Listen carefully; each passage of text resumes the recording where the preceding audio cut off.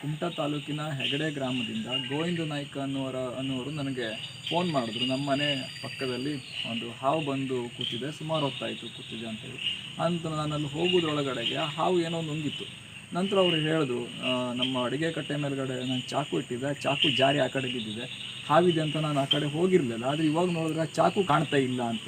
ಆನಂತರ ನನಗೂ ಯಾಕೋ ಡೌಟ್ ಆಯಿತು. ನಾನು ಹಾವನ್ನು ಹಿಡಿದೆ, ಏನೋ ತಿಂದಿರೋದು ಕ್ಲಿಯರಾಗಿ ಕಾಣಿಸ್ತಿತ್ತು. ಚಾಕು ಇಲ್ಲದೆ ಇರೋ ಕಾರಣ ಚಾಕುನೇ ತಿಂದಿರ್ಬೋದೇನೋ ಅಂತ ನಾನು ಅಂದ್ಕೊಂಡೆ. ಹೌದು, ಎದೆ ಭಾಗದಲ್ಲಿ ಚಾಕುವಿನ ಒಂದು ಆಕಾರ ಕ್ಲಿಯರಾಗಿ ಕಾಣಿಸ್ತಿತ್ತು.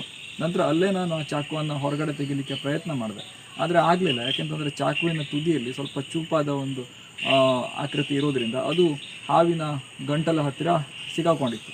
ಹೀಗಾಗಿ ಮತ್ತೆ ಅದಕ್ಕೆ ಏನಾದರೂ ಗಾಯ ಆಗ್ಬೋದು ಅಂತ ನಾನು ಪಶು ಆಸ್ಪತ್ರೆಗೆ ಹೋಗಬೇಕು ಅಂತ ಯೋಚನೆ ಮಾಡಿದಾಗ ಸಂಜೆ ಆಗಿರೋ ಕಾರಣ ಪಶು ಆಸ್ಪತ್ರೆಯೂ ಕೂಡ ಬಂದಿತ್ತು. ಹಾಗೆ ಪಶು ಆಸ್ಪತ್ರೆ ಸಿಬ್ಬಂದಿ ಅದ್ವೈತ್ ಭಟ್ ಅವರಿಗೆ ನಾನು ಕಾಲ್ ಮಾಡಿದೆ. ಅವ್ರ ಮನೆ ಹತ್ತಿರ ಇದ್ದೇನೆ, ಇಮಿಡಿಯೇಟ್ ಬನ್ನಿ ಅಂತ ಹೇಳಿದ್ರು. ನಾನು ಅವ್ರ ಮನೆಗೆ ಹೋಗಿ ಆನಂತರ